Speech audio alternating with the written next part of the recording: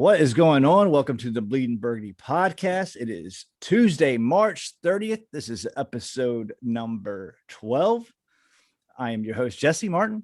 I am with my faithful co-host, Keith Gray. Keith, what is going on? How you doing, buddy? Hey, just another Monday. Just Tuesday, right? I think so. I get you every time with that. You do every time. Damn it. Just another day. Just another day in the football world. Yeah. We have a special guest, Mark Tyler of HogsHaven's is joining us. How you doing, Mark? What's going on, man? Good, boys. How you guys doing? Thanks for having me today. Appreciate it. Yeah, appreciate you coming on. Not a whole lot going on. We had the signing of Adam Humphrey coming in as a slot receiver. We'll jump off there. What do you guys think about that, Mark? I'll start with you. Well, I tell you what, it's been a while since we've had a true slot receiver here, so I think it was a much needed boost to our offense. I'm going to take you guys back a couple months ago, and I was talking about bringing a big boy in for our slot. So I've always been a fan of like that Michael Thomas, Keenan Allen type of slot receiver that we're seeing so much in the NFL now. So I'm thinking before we hit free agency, all right, maybe Harmon comes back healthy. Maybe he can kind of jump in the slot there and run some mismatch routes. AGG, we saw he had problems separating on the outside. So you press man him, you get a hand in his shots. He's not going anywhere. He's not running away from anybody. So could he work out in the slot? But after we signed Samuel and it was evident that we were going to move him all over the formation, I definitely saw a need for a true slot receiver. So I think Humphries fits that bill perfectly. I mean, he's still relatively, younger guy being in his late 20s, but he can contribute. He can play inside or outside if he really needed to, but he's best in an off-man situation where he can run those choice routes. And I think he's going to flourish in this offense. I think you're going to love him. Yeah, we know that he's got experience with Fitzpatrick and when they played together in Tampa, and he did very well. I think he had his best season while in Tampa, while Fitzpatrick was the quarterback.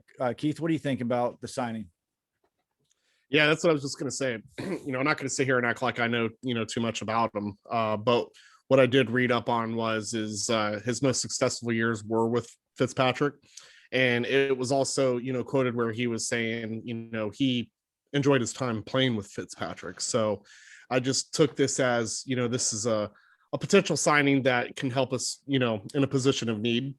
And, these two already have worked together. So, there's not going to be too much to, have to worry about on that end, as far as, hey, is this guy going to work out in the locker room type deals? So I just thought overall it was a good signing just from, a need at the position. Yeah. At first I kind of questioned, I'm like, what's going on? Because, we just signed Samuel, and I had figured that Samuel would play primarily out of the slot. Obviously he can move around a lot. But we kept hearing from, especially a lot of people from Carolina, that utilizing Curtis would be, he would do best, mainly ran out of the slot. So when we actually signed him, I was like, well, what's going on? Is Rivera and Turner going to use Samuel properly? We saw that earlier in Samuel's career that maybe they didn't utilize all of his strengths. Are they going to do that this time? Are they going to play him primarily in a slot? Now that I sit back and think about it, I think it's a decent signing. It's a 1 year. It was my whole worry, even before the Curtis Samuel signing. A lot of people said that and this was Norv Turner. Now Scott Turner's different because Norv ran the offense. They didn't use Samuel to his strengths, and you saw last year what the Panthers did with him. I mean, he was all over the field. So as long as they do that, as long as they play the players to the strength, I'm going to be fine with it. Moving on, Mark, as a collective, what do you think about our free agency so far? Well, obviously love the signing of Samuel. I thought that was dynamic. He fits in perfectly with that system, with that scheme. You add another weapon to that offense. You have AGG as a weapon. You have McLaurin as a weapon. You have him as a weapon. I mean, you have two guys that are 4.3 or under. How do you cover that? You have a running back out of backfield that runs speed kills. 9. How do you cover that? I was a little bit shocked that we didn't go out and hit a linebacker early. I'm not a big fan of John Bostic just because I think he's too limited. I think he's a downhill guy. I don't think he has coverage from sideline to sideline. He can drop hook and curl and kind of buzz flats, but you can't ask him to drop high hole or carry a tight end and hit trail. He just can't do it. He can't even get his head around fast enough. So as much as I love the effort that Bostic puts in there, we need someone to really take over that mic. So I was hoping they would target someone early, but there were some really good options out there. So I was a little shocked that we didn't move on that. But I'm a tea leaf reader. I tell you guys that all the time on Twitter. And I'm thinking that maybe we see Hudson taking a more prominent role. Maybe Holcomb takes that jump up and starts, working that mic position a little bit. And then maybe he goes to a true Will, or maybe he goes to a more versatile guy that can play a little bit in the box, a little bit outside in that draft. So a little bit shocked that we didn't address it in free agency, but I think we have plenty of time still in the draft, and there's some really, really great opportunities around 2 and 3 that we can get a sideline cover linebacker. Yeah. And I heard this on the radio the other day that maybe they're going to play some 4-2-5, more. Oh, yeah. They did that last year. Maybe if Collins does come back, getting Curl and Collins on the field is going to be a must. We just got to figure out what we're going to do at free safety. But I think that I know they played that a lot last year at times, so that could be an option. But you're right, we are weak at linebacker right now. We need. I have a feeling they wanted to go after Levante David. Obviously, he was franchised, and the better free agents got pretty much swiped up pretty quickly, either retained by their own teams, or they were gone within the first 2 days of free agency. Quarterback. Let's move to Fitzpatrick. What do you think about that signing? So at first I was a guy that wanted someone younger, wanted someone that we could bank on. I think we all did, yeah. So I was one of the guys that even on HogsHaven, I was against the signing of Fitzpatrick, and a couple guys mentioned that we threw it out early on.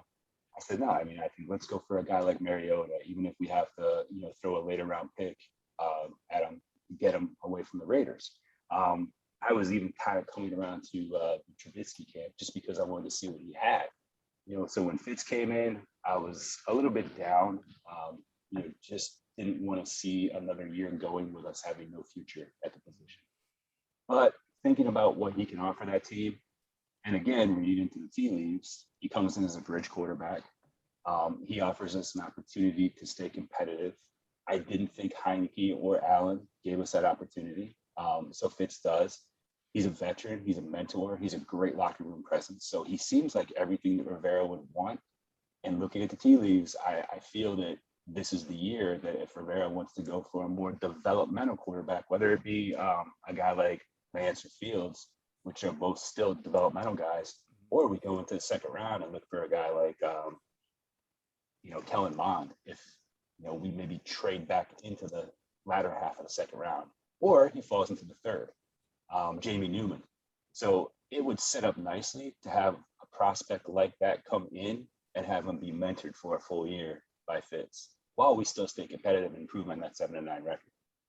Yeah, I agree. I'm a big fan, a Kellen Mond fan. If we can get him in the third round, I would love that. A lot of people he's being talked about a lot lately. I think he had his pro day today, but I did not catch any of it. Did you by chance look into that? I didn't. I actually watched the Mac Jones pro day again. So Mac Jones round 2, because I wanted to see how he looked throwing to his true receivers versus other 5-stars that other teams aren't fortunate enough to have. So I watched a little bit of that just to see how he looked, and obviously watched Fields pro day as well. I could sneak in some extra viewing time. Go ahead, Keith. So yeah, he did. So he did have his pro day, and I was just kind of scrolling through the reactions of people. They definitely feel that he's better than what's being projected for him. There's a lot of mixed reaction, more of it of people saying that he's a potential sleeper, that he's a better quarterback than being projected. So that seems to be the sentiment. If you're asking me to take a look at him in underwear throwing footballs, I don't really I don't know. He threw the ball and the guy caught it. that's really all I have. Look, there's past I would say 3 weeks to a month. There's been a growing love affair with Mac Jones. Mark, I've been with you pretty much the whole time. Everything that I've seen with Mac Jones, I mean, he's played great. Don't get me wrong. I feel that he has a high floor, a lower ceiling. I think his ceiling would be a Kirk Cousins, and I think that might be a little bit nice. What do you think? What's going on with Mac Jones? Give us your synopsis of him. All right. So first of all, I want to clear up something. I don't hate Mac. Yeah, I just think Mac Jones is a limited quarterback, and I hate him in the first round. If we were talking about Mac Jones going in the second round, you wouldn't hear a peep, not a goddamn peep. But where I get frustrated is all these people that come out and say, "Hey, Mac Jones could go in the top 5. Mac Jones can go in the top 8." All right, great. Take Mac Jones. I mean, that's what you want. I hope he's gone by the time we pick, so we don't have to worry about making that decision. yeah. So, a couple of things in my quarterbacks that I look for. I love for a quarterback to have a big arm. I'm just that guy. That goes back to when I was in high school. I always like to watch the Elways, of the world. Accuracy is great, but deep ball accuracy is more to me where we pinpoint that. So I don't think Mac Jones has the ability to drive the ball into a solid cover 2 window on the outside. I don't think Mac Jones can take that high post with the deep under coming in there and drill that ball to the receiver. I think he's an anticipatory thrower. So I don't like that fact that he brings nothing special, in my opinion, to the table. People are going to point to his accuracy. I'm also going to point to the fact that Mac Jones threw more passes at or near the line of scrimmage than any other quarterback in P5 this past year, who's being talked about in the top 3 rounds. People want to dismiss that all the time, but that's that offense. That's Sark's offense that he was in.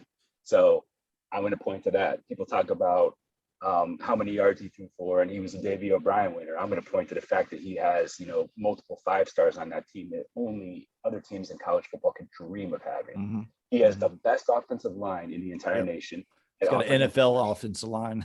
Incredible offensive line. And a running back that can catch the ball in the backfield as good as almost anyone in college football. So you add those things together. This kid had weapons. He wasn't pressured. He wasn't asked to make off-platform throws.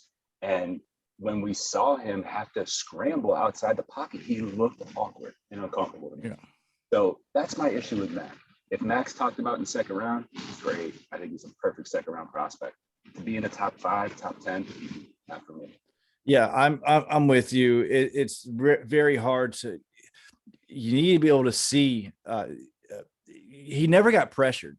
His receivers were 5 to 8 yards free of the closest defender. It's very hard to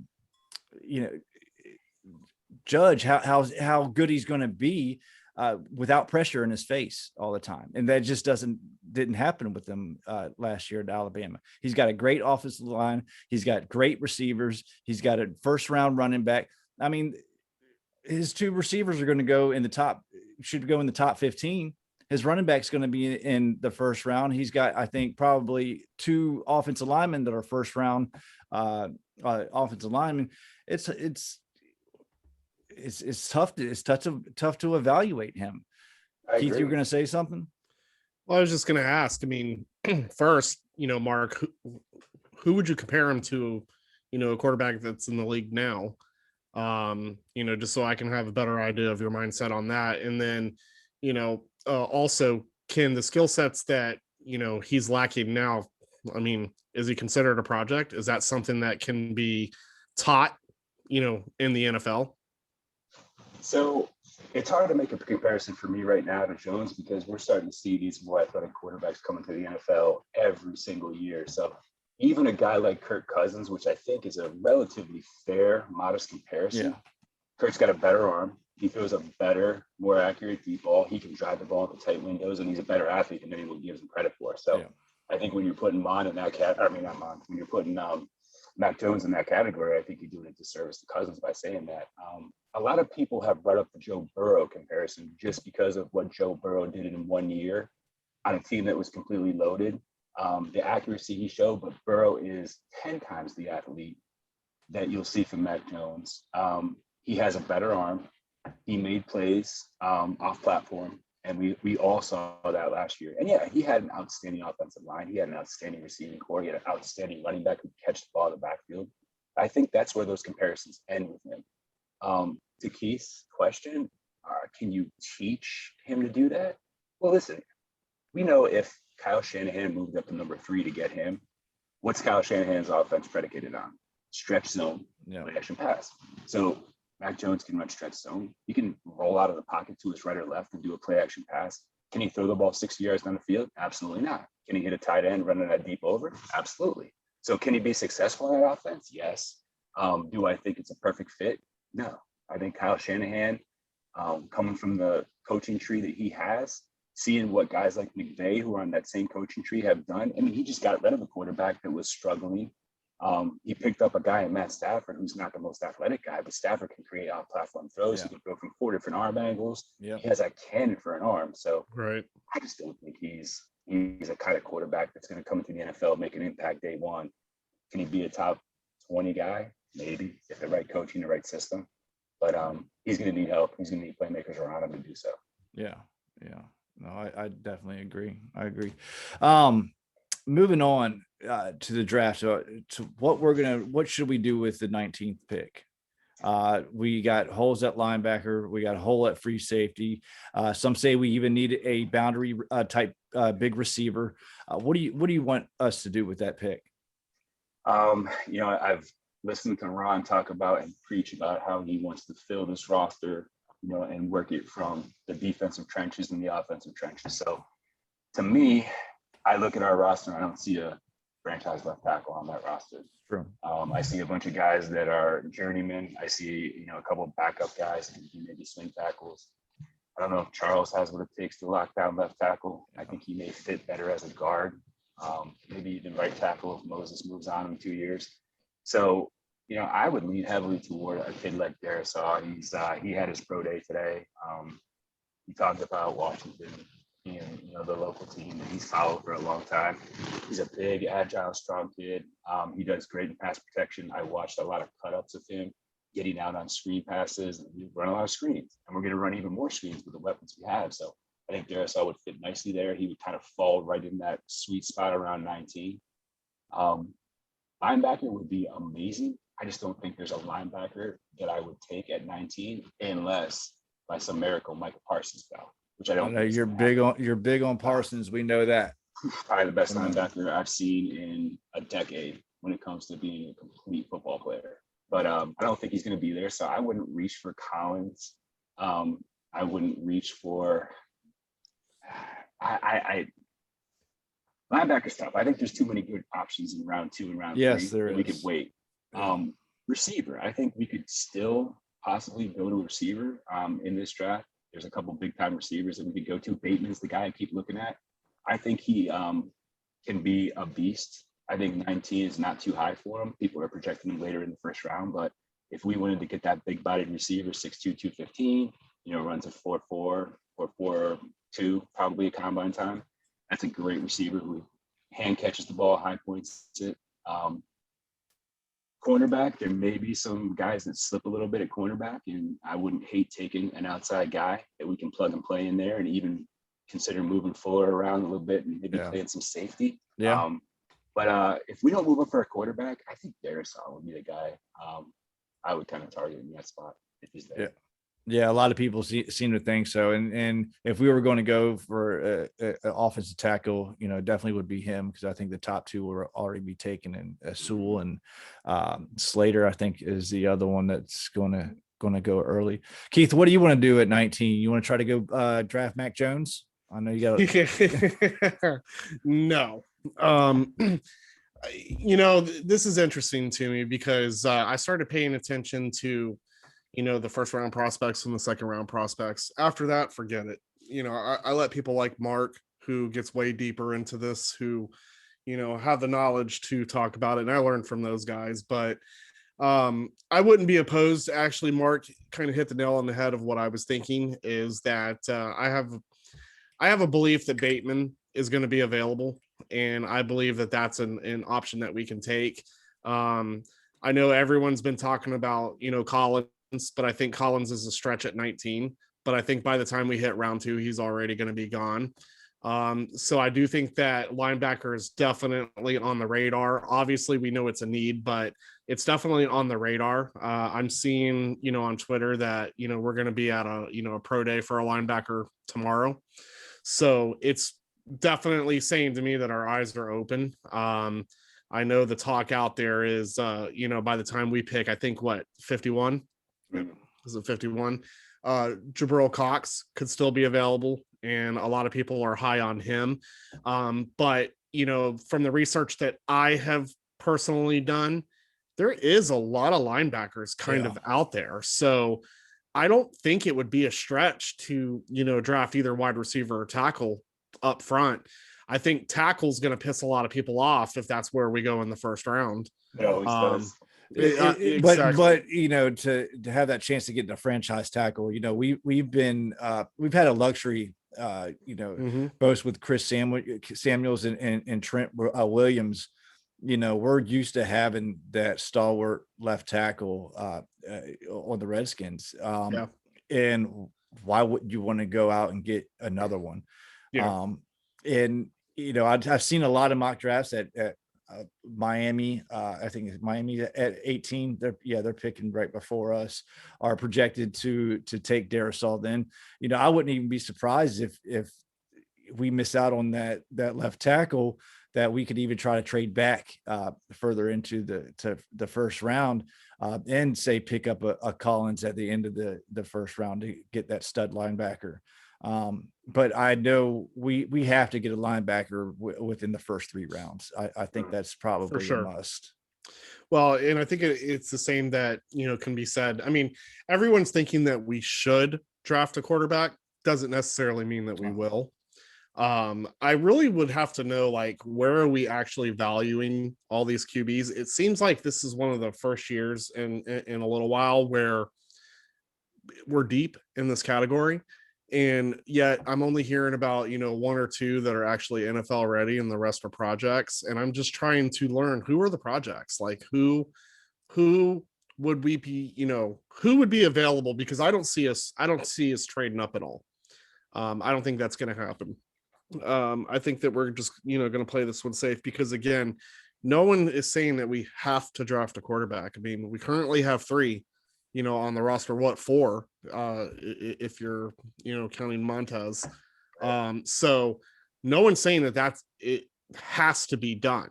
So I don't know what to look forward to, in 2022, and maybe now's the time to start paying attention to see, what's available. But if you take a look at our schedule and where we're at, we're not going to be in position to get any of those guys either. And so we're going to run into the same situation, I believe, in 2022. So it's really just understanding, what exactly is Ron Rivera wanting, and the only thing that I've seen is that we're attending pro days, for, a couple of these guys, and that's it. And I know that doesn't really mean much, but, where are we at? And, how are they going to draft? But, like I said, I wouldn't be opposed if a tackle was available, in the first round, but I know that everyone else will hate it, because it's not the sexy pick.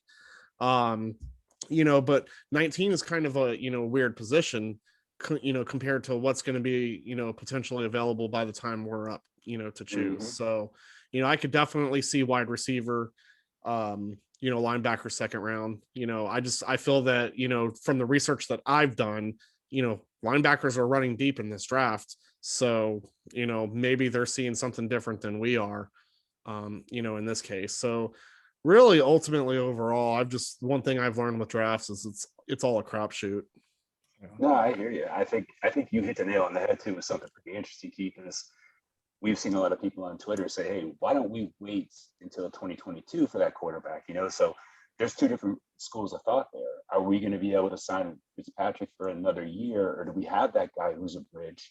And the second school of thought is that class really going to be better than this class? Because this is one of the better classes. Yes. Some of the talking heads have rated in a long time. So, right. Jesse and Keith, I think you guys will probably agree, but we don't know how guys like Slovis and Howell and Rattler and Ritter are going to pan out I mean, they could all have monster years. They could have, Joey Burrow type of years in 2022. So, Yeah. but Keith hit the nail on the head. If we improve from 7-9 and we go to a 10-win team, that's going to jump us down probably into the mid to late 20s. And are we going to be in any better situation to go up and grab that quarterback next year? That's true. That's true. And there's always, speaking of next year, the quarterbacks that are coming out of college, there's always 1, 2, 3 quarterbacks that are going to, just spring up, just like Zach Wilson did. Right. Just like Mac Jones has. There's always going to be a couple of those quarterbacks that are just going to wow you. And are we going to be in a position to draft one of those? We don't know. Are these the teams that are going to be drafted before us? Do they already have their quarterback, or are they? Obviously, there's going to be probably 5 quarterbacks taken before we draft. So that's our team's going to give up after year 1. Probably not. I've always said, if you have a guy, if Ron Rivera say Trey Lance is their guy, they think they can run a franchise, do whatever you need to do to go ahead and get him. I mean, if he's not, if you think he might not work out, don't, but we do got to figure out something, with it this year or next year. Cause like you said, Mark, Fitzpatrick ain't going to, he's no spring chicken, that's for sure. And I don't think anybody besides Tom Brady is going to play until he's 43 years old. Well, and again, that's the other thing too, is, Fitzpatrick, he was going to retire if there was no interest in him, and there became interest. So he decided not to retire. And here we are. He's, playing 1 year with Washington. So I guarantee you I can't guarantee you, but I do think that if another year was needed, he knows his role with the team. He knows what he's doing. He's signing for money now, basically at this point, and then playing a game that he loves, So could there be a potential another year, where he is the bridge guy? Sure. But we need to have a plan now at this point. Because I wouldn't mind drafting someone now and sitting him while Fitzpatrick is playing. And, this project quarterback sits 1 year, maybe even 2, under Fitzpatrick to, learn the speed of the game, and go from there. And I don't think that that's a bad plan. But if we don't draft a quarterback this year, then what's our plan for 2022? And I think that that's the reoccurring questions that we're having. And then guys like, us and some others were questioning, what's our future like? Listen, we know that franchise quarterbacks don't grow on trees, but what are we doing here? Because we can't go another year holler and go Fitzpatrick when we don't have our future secured, and this is kind of a weird situation for us because we don't really sign quarterbacks to 1 year deals. And they're our actual starter. So we don't know what we're doing, after this year, or maybe they do. And this is just what they've worked out for now. And so it's just super interesting to try to figure out the psyche behind this coaching staff of what it is that they're really trying to do. Well, I mean, hopefully they have an idea. Well, we saw that they made moves for people in the past. I mean, we knew the move last year for Cooper that Ron wanted someone to go opposite McLaurin. Right. So we all figured that this was going to be a good receiving class and he's going to go out and get his guy. We saw the move up or attempted trade up for Fitzpatrick. Stafford. Yeah. They were all somewhere on golf. So yeah. So they're trying. They are trying. You got to give them that, and it just hasn't worked out. I mean, we haven't. I mean, the only thing that we can do is just we have to be patient, I guess, unfortunately, but that's just the landscape of it, man. Yeah. It really is. And it's unfortunate. It sucks, but at least they're making moves to build around, to build the team up, even though if we have not landed that quarterback, they're making smart decisions in the contracts and who they're signing. They're not just signing anybody. They're signing useful pieces to add to what we've already had. Mm-hmm. So I mean that's got to be a plus, and you got to kind of look at it on the bright side. I mean, we just have to wait for our quarterback. Unfortunately, we'd all love to have that franchise quarterback that grew off the magnolia tree in my backyard, but unfortunately, that shit ain't happening. And I'm okay if we don't have that, because again, we all know elite quarterbacks don't grow on trees. So, therefore, do we get ourselves a journeyman, a top 10 quarterback, top 15 quarterback that can just get us through as we continue to build this, defense that we currently have, and I don't know, I don't know if that works, because it's also, it's a passing league now. So, it's just real interesting to see the fluctuation of, what we're doing and kind of the position that we're in, because that 7-9 division, that 7-9 record and that division win kind of kicked us in the foot when it came to drafting a quarterback, and so I think that that's why Ron decided and knew that if we're trending in that same direction, come this season, our only true shot really is to go after guys like Matt Stafford, and hope that we swing and can get something. And, out of that guy, we can get, 3, 4, maybe 5 more years, as opposed to Fitzpatrick, who, you might get 1 or 2 out of him before he's, says he's done. So, it's just real interesting to see, where we're at, where we're going to be at next year. I mean, we're all anticipating that we're going to have a similar record, next year, with hopes of obviously going to the playoffs. So, if we stayed with that same mindset, again, we're going to go back to the 2022 draft in the same position that we're at. And then what is it going to take, and who's going to be available? And are we willing to, it's just going to be reliving this whole nightmare all over again, and I think a lot of us are just, we're tired of it. Let's figure it out. Let's get this done. Let's get this guy groomed. I'm not really for sending a quarterback in his first year. I just don't feel like that works out. I've always been in the mindset that I don't care when you take the quarterback to sit him a year. It tends to work out better. At least a year. And I know other people's mindset are saying, well, he was drafted top 15. He should be able to go in and start right away. Well, how'd that work out for Haskins? And a lot of times it has to do with the coaches too. Coaches are always on hot seat. And I think we touched on this a little bit last week. Coaches are on a hot seat. They need to win now. But the good quarterbacks back in the day, they didn't start right away. They were on the bench sometimes 3-4 years. I mean, just look at Aaron Rodgers. How many years did he sit behind Brett Favre? 3. Was it 3? 3. Yeah. And that's an epitome of a franchise quarterback right then and there. So, I mean, if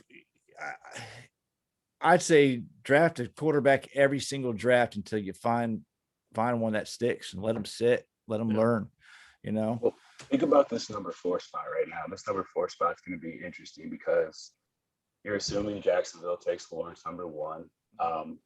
Jets, we're thinking Wilson number 2. Oh. Whatever San Francisco decides to do. Yeah, it's either going to be Jones or Fields, I think. People have talked about Lance there too, and talked about him sitting 1 year behind Garoppolo, just like that. So if we move up to 4, Atlanta can't dump Ryan this year, really, because he's got too much dead cap. But if you sit there and you say, all right, we're going to pay the piper this year. We're going to pay Atlanta to move up to 4. It's going to be costly. We're going to have to give up 3 firsts. We're going to have to give up a second, probably a third in 2021 or 22, whatever it would be.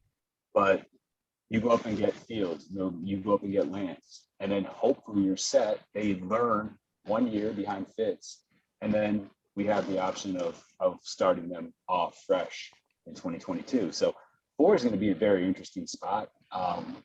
You don't think Atlanta would take a quarterback? I think Atlanta would like to take a quarterback, but if you throw something at Atlanta, you throw a package at Atlanta. Yeah, I think Atlanta would be hard pressed to say, okay, we're going to turn our blind eye on that, and we want to get this guy. They can sit there and look at 3 additional first-round picks in future years and say we can set our franchise up for gold. We still have Matt Ryan that we can compete this year if we want to compete. If he stinks and we stink, then we have a higher pick next year. But we have plenty of ammo to move up and get our quarterback next year, or make a trade for someone. Who knows what they're thinking? Yeah, but that's a great that point. 4 spot could be a very, very interesting spot. I think you'd have to get in front of Carolina. Carolina's desperate. Yeah, they're Yeah, desperate I for think to move up, you'd have to go ahead of them because I think they want a quarterback bad too. So something. that's a heavy price to pay. But It is. Well, don't so the you got to pay. I mean, if one of those guys is your guy, I mean, you kind of have to do it, right? yeah. I mean, Fans hate it. yeah. But once that guy holds up that burgundy and gold jersey with that number 1 on it, whatever it be, Yeah, no one thinks about those draft picks until the following year. that's true. Well, and and I always take it back to 2012. Yeah, Before that injury, man, everyone was riding high and forgot about those draft picks that were given away. oh yeah. So that'll happen again, eventually. But no, okay, that does kind of persuade me a little bit to think differently, because I feel like Ron's cheap. And so therefore, I mean, he's always saving money in the salary cap, and I understand why. But I feel like he's cheap. He likes those bargain bin guys. He's getting quality. He got quality out of these guys. And so I think that he likes to stick to that concept. And so it just makes me feel like he's not aggressive when it comes to trading up like that, though. But I guess if there is a QB that he feels he desperately needs to have that's going to help him keep his job, then sure, I'm sure he's going to figure out a way to make the moves that he needs to make. Mark, do you think that Ron's got a pretty long leash? I do. Knowing what he did when he came in here, he said, I have a plan. I want to rebuild the culture. Snyder's sick and tired of turnover. He doesn't want to see coaches coming in and out of here every year. Yeah. He seems to respect Ron more than any other coaches ever had in here. Ron's brought some great people in to be around him. I mean, look at what Jason Wright has done. I mean, Oh man, it's fantastic. amazing. I mean, every time I see Jason on social media, Is that me that's frozen or you? Oh, that's Mark. That's frozen. Uh-oh. Oh, there we go.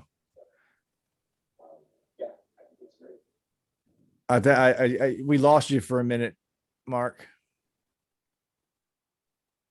Can you hear us? We can barely hear you. Can you hear us? Now you're Yeah. out. No audio. No audio. better boys. There we go. There we go. You're right, so you're talking about what a great job Jason Wright was doing. Yeah, no, I think Jason's been outstanding. I mean, I think we have some good GMs in place, revamp the scouting department. And everyone's talking about this year is local scouting is going to be that much more imperative in the draft process, because we didn't have the combine, and you're not getting these 30 visits these top prospects are going to be taking this year. So they're talking about how we're going to rely heavily on these scouts. And apparently they felt the need to revamp the scouting department and kind of get some heads in there that can make this thing rock and roll. So I'm anxious to see what they do this year, whether it's trade up, whether it's who they target. Listen, we need a tight end. There's some great tight ends in round 2 and round 3. I want to see some of these like lower profile guys that we may be able to hit on like we did last year with Curl. I want to see what they can do. Yeah. Right. No. Well, and I can't discredit Ron, for doing the things the way that he was doing, because he on all of them, just about. I mean, all of his bargains and his draft pick, I mean, they did well. And most people bitched and moaned about them the entire process last year. Yeah, man, people still to this day bitch about Barber, and I'm like, man, every time he went in, he did his job. Like, what more did you want for him? I mean, he did what he was asked to do, and I was just like, wow, I can't believe that everyone is like, bashing on Barber. He was either getting first downs, getting that hard yard or two, or scoring touchdowns, basically. Yeah. I mean, no, he wasn't lighting stats up on fire. I'm but talking about on the goal line. He was. But that's what I mean. Like he did his job, so I don't understand why fans didn't care for him too much. I mean, I was one of the fans that was bashing the Logan Thomas signing early on. I thought we could out and get a bigger tight end. Everyone was. Everyone was. I'm a Virginia Tech fan. I loved Logan Thomas. I didn't think he'd make it as an NFL quarterback, but when I heard he switched over to tight end, I was pretty stoked. I was like, he's a big guy, and he's not afraid. He's not afraid to lay some lumber either. So when we got him, I was like, this is interesting. I remember him scoring on us when he was with Detroit, and I cussed him out, even though I always liked him as a player. And it was a very interesting pick, and we didn't do nothing else at tight end. I know we had a meeting. They had a meeting with was it Greg Olson, but other than that, it was nothing. But you know what, man, I think it's Pete Hayner, the tight ends coach, absolutely loved Logan Thomas and thought that he could turn him into a pretty decent tight end, and he sure as hell did. But you're absolutely right. We do need another tight end to come in here. Sprinkle's just he's probably gone. I think he is gone. Yeah. So we got to do something. Whether it's what do you think about Moss? I mean, I'm starting to hear rumblings about him. I poo-pooed him during the draft process, and I had so many people block me. I just thought, he was so slow. And I thought that his father kind of carried his name. I was an asshole, to be honest with you. I was kind of a jerk when it came to Moss, but I was trying to tell people I don't think he's going to get drafted, and people wanted us to take him in the 3rd round. I was like, I don't see it. I didn't see it, and I kind of got big headed when he didn't get drafted, and then he was a priority undrafted free agent signing, and then people shat on me so much, but I still won that argument. What do you think about Moss? I was a Moss fan. I mean, Yeah. I was one of those guys that when I saw Moss play during the year, I love tight ends that can do everything. I like a tight end that can line up in the backfield, put him on the hip, put him as an H-back, put him as a fullback, split him out wide, let him go inline. So I thought Thad was the best blocking tight end in that class, hands down. And that was a good tight end class. No, listen, I think he can block. I absolutely. Do you think that he has an opportunity on this team this season? I do, as long as he's healthy. I think his speed is a little bit underrated. I think Thad can move better than people think he can, but he has some of the best set of hands. He does. That entire drop. I don't think he had. He didn't have one drop No. in the final year of college at LSU. I don't think he dropped one ball. I think you're right on that, Jesse. But he was probably the type of kid that you could see, running those choice routes, sitting down in the middle of the zone, catching that ball, turning upfield. He's not going to run away from people. He's not going to be a big rack guy, but he can definitely impact that offense, and he can make it more diversified, especially if you want to look at 22 personnel, which I think we'll see a little bit more of this year if we get that extra tight end. But I was a big Thad fan, but I think we also need a complementary piece to Logan that can stretch the field a little bit more. Mm-hmm. I think we have guys in the draft like Brevin Jordan. I think is a perfect. Yeah, I like him a lot. If we could pick him up in the 3rd round, I think that would be a stellar pick for us. Freiermuth is a guy I dream about because he's a traditional inline tight end, almost in the mold of a Kyle Brady. He's probably going to go in the 2nd, don't you think? Somewhere, I think late 2nd, early 2nd. Oh, yeah, really? I think he's going to go early 2nd. Okay, damn. I don't think we have a shot at him. I thought maybe he could have fell a little bit and we might have a shot, but damn. Yeah. Well, I like him run during his pro day. So that was the one thing, but I think he's going to run for scouts within the next 2 weeks. They said he's going to do some running somewhere individually. So I think he's probably going to be like a high 4.6 to mid 4.7 guy when he runs. I think he's going to surprise some people with his athleticism. You're looking at a kid at 6'5", 260. Yeah, he's a big guy. He can do everything. He's got great hands. He's a mismatch threat. So I think he's going to be the future of the tight end position in the NFL. Looking at guys like, Kittle. He's not as athletic as a Kittle, but he's got great hands and he's a mismatch nightmare. But McKitty, the kid from Georgia, he's another kid that maybe you can look at in the 3rd or 4th round.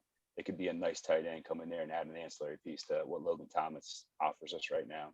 Yeah. But I don't discount that, as our H-back / tight end 3. And if he comes back from that foot injury, he's healthy. I think he could surprise some people, actually. Yeah. And there's been some talk about maybe possibly having Harmon or AGG try to convert, but that's too tough. I think it's too tough. It's going to be interesting. I'm intrigued to see what Harmon has. He dealt with that knee injury. We know that's all talk coming from us too, though. Yeah, I don't think I've seen anyone you know, I anyone. think John Kine mentioned it, but I think it was part of a discussion on his mailbag or something like that. Right. He said And I think that's why could people be ran with it. interesting. Yeah. This is interesting because, you know, Harmon's a bigger bodied receiver.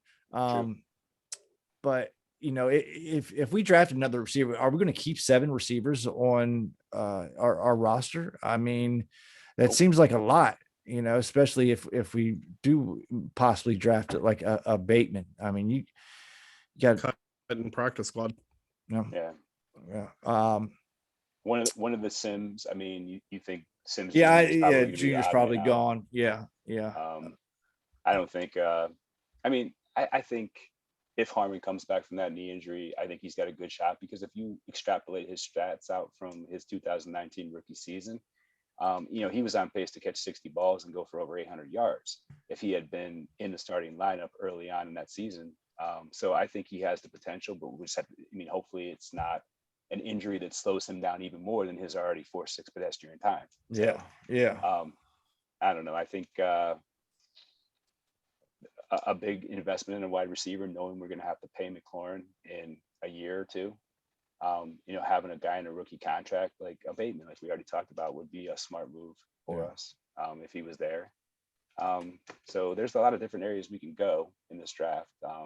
I know people don't want to see wide receiver taken in round 1. There's a lot of people that say you can get great value in round 2 and round 3, but sometimes you gotta, you know, if you like a guy, you go up and you take him. You don't even think twice about it. Yeah.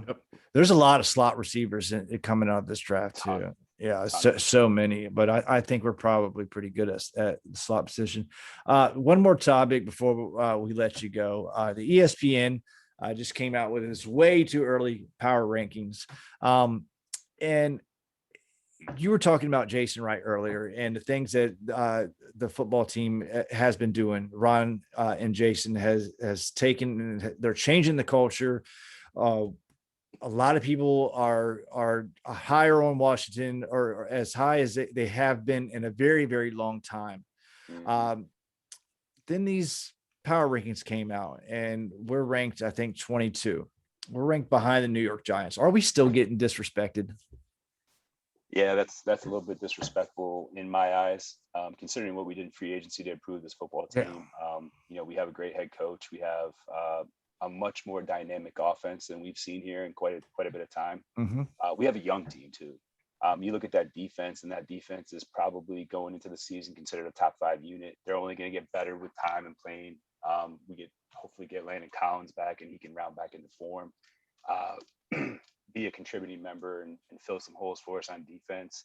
And then, you know, you still have to look at the draft. So we have a huge opportunity to improve our football team in the draft. So it's still a little bit early, but yeah, I would probably put us more toward the middle of the pack, even leaning a little bit on the top half, you know, maybe a 14 or 15 where I see us. And NFL Network, I mean, some of the guys on ESPN, they've been talking pretty high about us lately. Yeah, so I thought that was a little bit shocking that, you know, I mean, there's a lot of people that say that we're even the favorites to win the division. What do they truly base the power rankings from though? You know, I was listening to Kevin Sheehan's show earlier today and John Kine was on there and Kevin asked the exact same thing, like, where do they base that off of? And he couldn't give the formula. It's proprietary information. But they said they do have a system where they, you know, they take all the NFL Nation reporters and do some mathematical formula. But I think it's bullshit. It's bullshit. Keith, what do you think about the power rankings? I mean, I don't really know what they do to judge that, so it's kind of hard to say. I mean, if anything, if we want to be ranked past the Giants, maybe we shouldn't lose to them. Okay, like we did last that's season. fair enough. Fair enough. Point.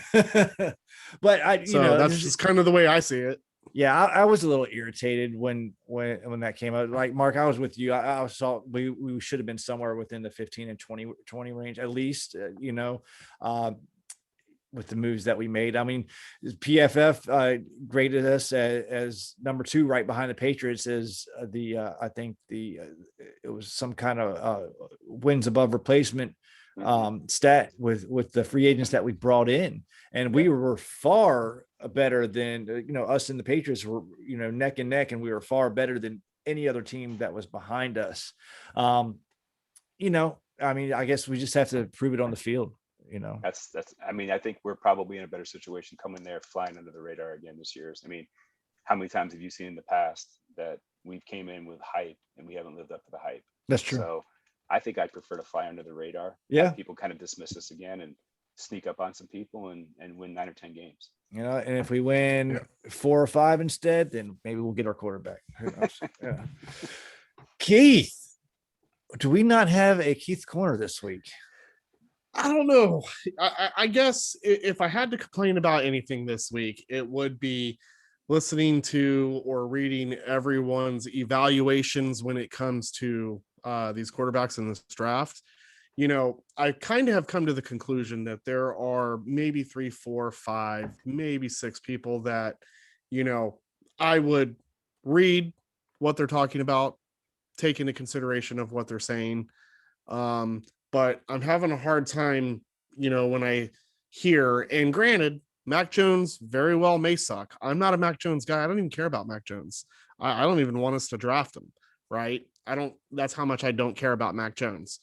But what I can't stand is when I see a 16-year-old English student, giving us their opinion on Mac Jones sucking, but you can't even stay awake in English class. So my argument really is just, we never know with these quarterbacks. Everyone can give their analysis and their opinions. And sure, I'm going to listen to the people that understand that position, understand the mechanics of that position, understand the skill set, understand people who have done it before, right? I would rather listen to their analysis on quarterbacks and then make my own assumption if I feel that this is a good person based upon the research that I'm doing. But at the end of the day, quarterbacks are a crapshoot. And if anyone should know, we should. I think we're so quick to label people as busts, but never really give them the true opportunity to see, what they could do. And I also think that, again, quarterbacks really don't get a fair shot either, because sometimes they're just not drafted into a system that they're going to succeed in. But if you were to take that same quarterback and put him into a different system, man, he may become a Tom Brady. So it's just, when you put all of that together and you throw it in a pot, to me, it's just an absolute crapshoot. But what you guys had said earlier makes, a lot of sense. You keep drafting your quarterback until you find the guy. And I kind of like that. I mean, I don't want to give up the farm every single season. Sure, absolutely. But you keep drafting your guy until you find him. And I actually like that concept. And I used to be so stuck on, gotta have the top 5, you got to have one of the top 3 quarterbacks that are coming in this draft. Well, that's because we were so used to drafting in the top 5, top 6, right? Well, now that mindset has to change because we're not drafting there anymore. So it's more of, look at the guys who you think would succeed in the current system that we're in. And that's why I don't pay a lot of attention to people on Twitter, and I make fun of the situation, because I truly believe that these people don't analyze that. They look at their QB and they say, well, he's wearing those Jordan cleats, so he must have some swag and he's going to do good this year, and I really think that that's how Twitter evaluates quarterbacks. That's why I made fun of that all season, about QB1 and the team posting his Jordan cleats. Like, and are those Jordan cleats going to score some fucking touchdowns? Because so far we haven't seen shit. First F-bomb of the whole podcast. That's a record. Well, yeah, that's true. That is true. That is true. So this really isn't much of a rant. It's just more of, people need to temper their expectations. But before you say someone sucks, do your research. And I feel like that there are a lot of people that are not like me, that are not vulnerable, that, won't sit here and be like, yeah, I really don't know. Like, I really have to go and do my own research to determine who I think would fit in the current scheme and system that we have right now. And that's something that I'm going to do in the next few days, just to learn something, right? Because there are people, and Mark said some things earlier, like, oh, you guys were talking like a 5-4-2, a 2-3-8, a 6. I don't know what the fuck that means.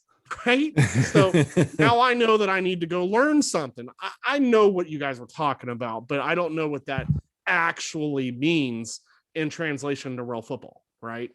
So this gives me an opportunity to learn something. And I think that a lot of people on Twitter definitely, need to temper their expectations on saying someone sucks, because I don't truly believe they know if that someone really sucks or not. So it's not much of a rant. It's just more of, be careful with what you say, because I think that we've learned from the past that anything can happen on any given Sunday with any given quarterback. Sure.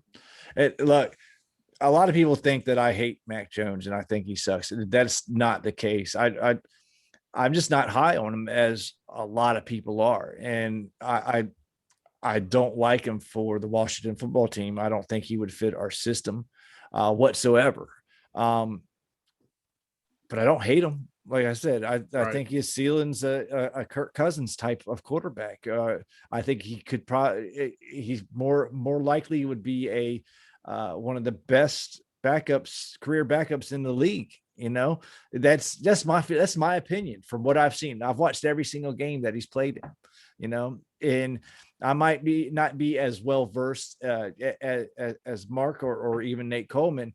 But I've been watching football and playing it ever since I was a little kid, and stuff that I see that I pick up on. And if I'm wrong, I'll be the first asshole to admit it. Hey, I'm wrong, but I mean, it is what it is. We're all fans. We all, have our opinions. Like I always say, opinions are like assholes. Everyone's has one. Got one. Some stink more than others. Put it to you that way. Keith, you got anything else, my man? I've got nothing else, man. Mark, tell us, what have you got going on? Throw in some plugs by all means. Yeah, man. So going on, boy, oh boy, we got a lot of stuff going on. I think just like you, Keith, we're redoing our kitchen. Oh, wow. We are in the middle of I don't even know what you call it, purgatory right now. I get anywhere. So we have. That's why I'm in here. We have peeps running around the house for Easter. So I have 3 baby peeps. I have a son that just started baseball practice Nice. 2 days ago. So we're kind of in the middle of practice, and I'm still trying to get him ready for football. So we're still lifting, and we're still going out and trying to throw now that the weather's broke. So it's always fun here. We always got something to do. I have a hairless cat running around and a boxer that pees on the floor. Oh, shit. And that same boxer that when we put 2 flagstones that my dad brought up for us, my wife's a Patriots fan, and obviously I'm a Redskins fan, so he brought a beautiful Redskins hand-painted stone up there. I put them both in the garden bed out front. The goddamn boxer went out and pissed on the Redskins one every day. Oh, man. So I posted a couple videos of that, and so this is the jinx we have on us, that my boxer is peeing on our Redskins stone and leaving the Patriots one alone. There you go. Well, good luck to your kitchen, because I know the pain that you're you're gonna go through. You got anything coming on HogsHaven? Any articles coming out? I had a couple that I started. One was kind of like we were talking a little bit about the power rankings. So I was gonna put an article out there about what I thought our offense was going to shape up and look like this year. Nice. But this is a time of year where we do a lot of player profiles, and I'm not a player profile guy. I'm an opinion guy. So I let our staff kind of take those profiles and eat up the front page as much as they can until after the draft, and then we kind of really start digging things in once training camp locks into place. And then I love doing my breakdowns during the season and doing studs and duds. So this is our quiet time right now, but fantasy baseball just started, so I'm excited. Just got my fantasy team drafted last night, and looking to see how we can do some damage there from the New York Yankees standpoint. I know you guys probably hate me for saying that, but I'm a Nationals fan. Keith lives in Philly, so I don't know. Are you even a baseball fan, Keith? I am not. No. Nope. It's Americans' pastime, man. Come on. Listen, I grew up military, so I don't have a home. I don't have a hometown, so I never really had that. So gotcha. Baseball wasn't it. I frequented your area quite a bit in my youth. We used to always head down to Philly and see a lot of our buddies that went down to school down there, so we get down there and party. And I miss Philly, but I hate the Philly fans down there. Oh my God. It's Me too. He's got his wife's a Philly fan. I don't know if you caught her. He She's when an he Eagles was fan. yeah saw some of that on Twitter. when she Yep. took his Twitter away. That was funny. I kind of fired him from the podcast for like 30 minutes damn. until I'm I sure realized. you guys all enjoyed that. All right, Mark, where can the listeners catch you at? So yeah, come on over to HogsHaven and join our discussions. We get kind of heated over there from time to time, but we always have fun. We always keep it civil. We always love our Redskins nation and our Washington football team nation when they blend together and have those differences of opinion. So come on over and check us out at any time. And I'm always on Twitter spouting off the mouth. So whenever you guys want to hit me up, I'm there. Yeah, you've been one of my favorite reads so far. Same here for both of you guys. Definitely. Absolutely, 100%. Well, for Keith, I am Jesse Martin. You can catch me at Jesse's 24 on Twitter and Keith at KG Skins 26. Until next time, hail to the team. See you. See you, boys.